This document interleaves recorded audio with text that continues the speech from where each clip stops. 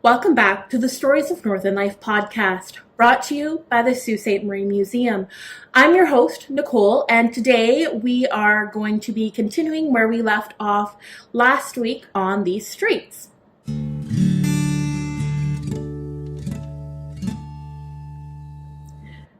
So before we start off today, I do want to say that I did have somebody email in. So shout out to Matthew. Thank you for emailing me and letting me know about this.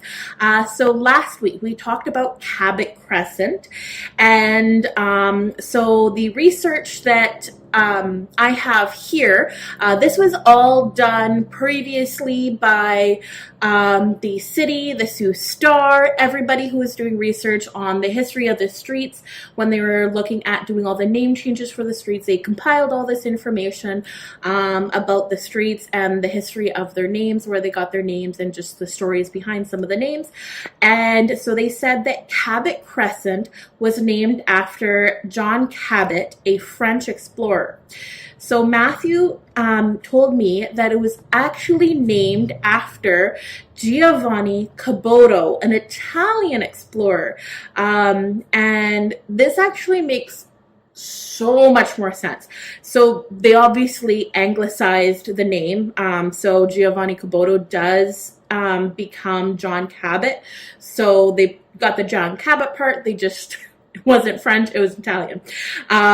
So he was commissioned by the King of England to explore the westbound routes to Asia. And one reason why I find this to be so much more the case is Giovanni Caboto has a sort of sculpture and monument dedicated to him outside of the Marconi Hall. So they have 3 Italian explorers. I forget who the other 2 are, but one of them is Giovanni Caboto, so it does make so much sense that Cabot Crescent is actually named for Giovanni Caboto. So that was our correction from last week. So starting off, we're going to be looking at G. So we left off at F, so now we're starting off at G. So we have George Street. So this is named after St. George. There was a whole bunch of different streets that were named for different religious people, the saints. So last week we talked about Andrew, probably St. Andrew. So this is George Street, named after St. George. Then we have Gore Street. And now there is a bunch of disagreement over the origin of the name. Some people say, oh, well, there's 2. I've actually found 5 different things. So based on all the different things everybody claims, there's 5 different possibilities. So the first, it came from the surveyor's term for a triangular piece of land which the streets make as they converge. 2, it was named for Lieutenant Gore, who was in charge of the military here. 3, it was named for James Gore, who spearheaded the establishment of the first school in Cora, or then we have 4, it was named for James Henry Gore, who came to Cora Township in 1861. So I'm not sure if this is the same James Gore from Cora. Could possibly be. So maybe we're only down to 4 possibilities then. But then we have 5. It was named for the Sir Francis Gore, the first steamer to call at the steamer dock located at the foot of Spring Street, and that was in 1848. So there could be 4 or 5 different possibilities, depending on if this James Gore from Cora, if they're the same James Gore. Then we have Gowan Street. So Gowan Street is still around, right here on East Street, right in front of the museum. The street, if you look on Google Maps, is right there in front of the old Mrs. B's, or what is now Uncle Gino's Pizzeria. It's still in front of there. And it was named for James A. Gowan, an American fur trader with the Northwest Company. Then we have Guli Avenue. The name came from the indigenous word for Joequeduang. I hope I said that right. Probably not. Can't even pronounce things in English, but I did my best. But that means Big Bay. And this also came from the large bay to the north of the city, which was also known as Anse à la Pêche, or Fish Bay. This was named by the French in the 1700s. Then we have Grand Boulevard. This was later renamed Lake Street. Then we have Grenfell Road. It ran east to west off of Lake Street, and it no longer exists. Griffin Street, it was named for the first ship that sailed on the upper Great Lakes, built by La Salle in 1769, and it disappeared on its maiden voyage. Then we have Goetz Street. Don't know if I'm pronouncing that right. Goetz. And it is now renamed Copper Street. Then the Goetz, Metzer, Letcher, and Collins. So in 1902, Ruth Goetz and E. Metzer of Sault Ste. Marie, Michigan, and Henry Letcher and John Collins of Sault Ste. Marie, Ontario, submitted a plan for the subdivision of their property to be called the Bayview Subdivision. Now moving into the H's, we have Hamilton Avenue. Hamilton was an early clerk of the peace and crown attorney. He was a lawyer, and Hamilton's house was located where the Plummer Hospital stood, or still sort of stands. And there was actually a lovely grove of pine and balsam trees on the property. Then we have Hargreaves Street, named for James Hargreaves, who was the Hudson's Bay Company factor in the 1840s and 1850s. His wife and son died of cholera outbreak in 1854. Then we have Harris Street, and this was named after a pioneer family. Hawthorne Avenue, it's said to be named by Henry Pilgrim, who owned property in the area, and it was named for the hawthorn trees lining it. It was originally called Hawthorne Lane. Headway Street, it was the name of the subdivision. Hurst Street, named for Sir William Howard Hurst, a lawyer in Sault Ste. Marie, and later became Premier of Ontario. Herrick Street, named for Thomas Wallace Herrick, the provincial land surveyor. He purchased the wharf from James Charles Phipps in 1866. Then we have Hillcroft Road. It ran east to west, north of McDonald, south of McDab, and west of Pine, and it no longer exists. Then we have Hudson Street. Hudson Street was named for the Hudson's Bay Company Post, located at the foot of that street. Hughes Street, named for Francis J. Hughes, who came to the Sioux in 1856 along with Andrew Hines to settle a disturbance with the indigenous people. He became chief constable and magistrate to a district extending from the French River to Lake of the Woods. His home in 1871 was between Brock and McDougall on his farm, which extended from Spring Street all the way to Brock and from Wellington to somewhere near Queen. Then we have Huron Street, named for the Huron tribe, or also for Lake Huron. Huston Street, named for Jacob Huston, owner of Huston Flour and Feed, which was on Elgin Street. Then we have Hines Street, so named for Andrew Hines, who came to the Sioux in 1856. He lived with his family in the upper part of a wooden church, which was immediately in front of the present-day Precious Blood. Then moving on into the I's, we have Ironside Drive, probably named for the Charles Ironside family, an early family in Sault Ste. Marie, and they are also buried in the Queen Street Cemetery. Then we have Irwin Street. So there was a proposal to change it to Harris Street after the pioneer family that lived there, and as I just mentioned before, there is now the Harris Street, so that name change did go through, and it was actually located in the Elliott Lumber subdivision. Then we have James Street, named for St. James. Jemet Street, named for Lieutenant Jemet, who arrived in 1762 with Alexander Henry and took possession of Fort Repentier from Jean Cadotte. The fort was established by Chevalier Repentier in 1750. Then we have Joel Court.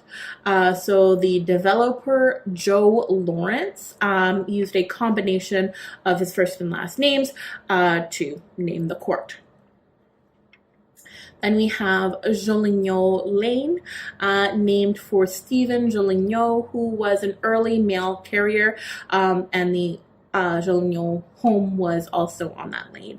It ran north from the river to Queen Street and east of Gowan Street, but it no longer exists.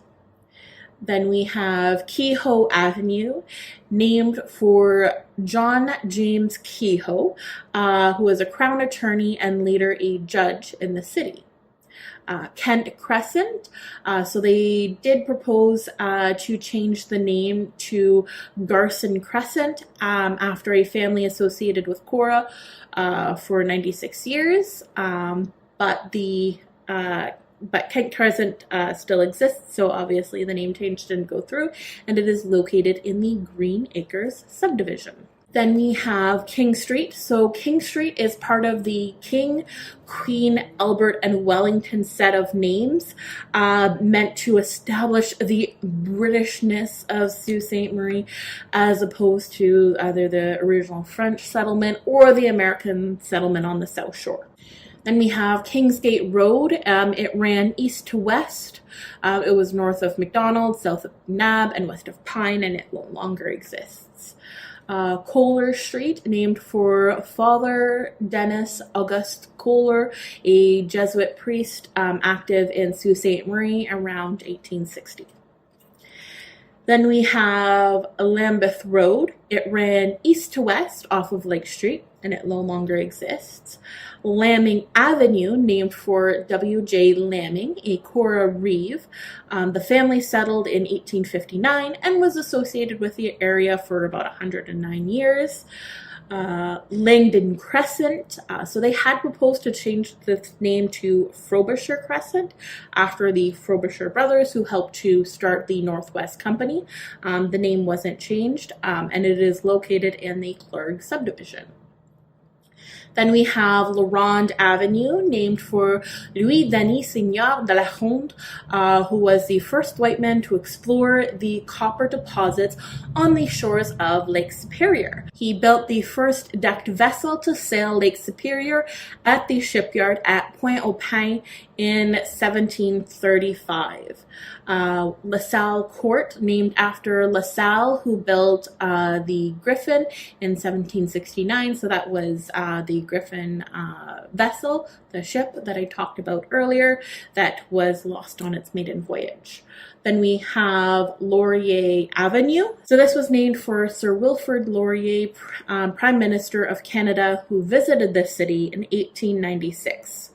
We also have Laurier Place. So they had proposed to change this name to Place Saint-Laurent after a Canadian Prime Minister, but the name wasn't changed. It's still located in the Bruce Hill subdivision. Then there was also Laurier Street, but this was renamed to Yonge Street, and it's ran east to west north of 2nd Line. Lawrence Street also ran east to west north of 2nd Line. It no longer exists, and that is same with Leland Street, also running east to west north of 2nd Line. Then we have Leo Avenue, named for Leo Boisonneau, who owned considerable property in the area. It is also said that it was subdivided by the firm Bush and Morin, who named it after Pope Leo. So not sure if it's actually named after Leo Boisonneau or Pope Leo. And we have a Pope Leo now. Then there is Lewis Road, possibly named for D.D. Lewis, the general manager of Algoma Steel. His daughter Edith lit the fuse that led to the first making of steel on February 13th, 1902. Then we have Lorraine and Lewis Avenues, and these were named for the wives of the landowners who subdivided the properties. Then there's Lucella Street, which is now Churchill Avenue. It ran east to west and one north of Everett. Lescombe Street, named for William Lescombe, husband of May June Pym. It ran north from the river to Queen Street between Church and Pym Streets, and it no longer exists.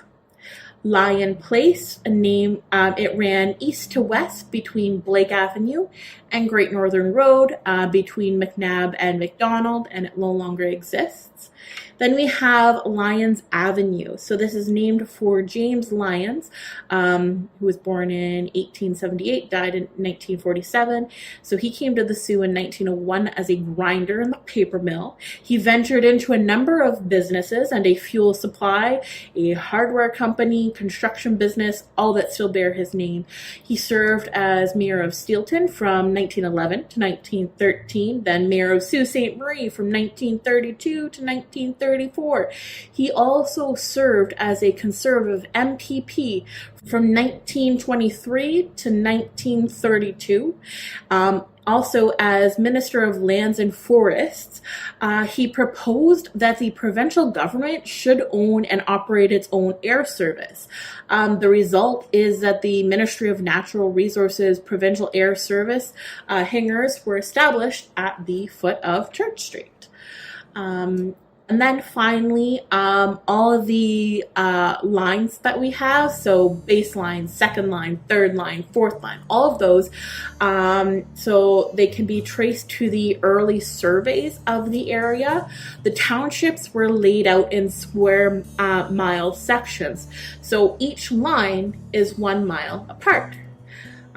So that's where we'll leave it off for today. And I hope you have found this interesting. I hope you like our series on all the street names and their histories. So we will be continuing on next week. If you have any questions, comments, concerns, you can always email me. All my contacts are in the description or show notes. So thanks for listening. Bye. Did you know you can get unlimited admission to the Sault Ste. Marie Museum for a whole year for just $15? Yep, that's right, and there's more perks to that too. Go to Sault Museum, that's SAULT museum.ca, under Visit and learn more about our membership options. And if you're a business, corporate or nonprofit, we have plans for you too. Reach out to us by emailing info@saultmuseum.ca with any inquiries. Today's quote comes from the book Views of the Sioux by Heather Ingram, illustrated by Graham Smith. So here is the part on the canal buildings, and this is a quote by Louise Robillard, Chief of Visitor Activities. Quote, The beautiful red sandstone buildings at the Sioux Canal stand testimonial to the labor of men who toiled 6 years to cut through sandstone bedrock and build what was to be, in 1895, the largest and first electrically operated lock in the world, the Canadian Sioux Lock. Today, the complex of buildings make up one of Canada's most complete national historic sites. It is an honor to have such rich cultural history in Sault Ste. Marie. End quote.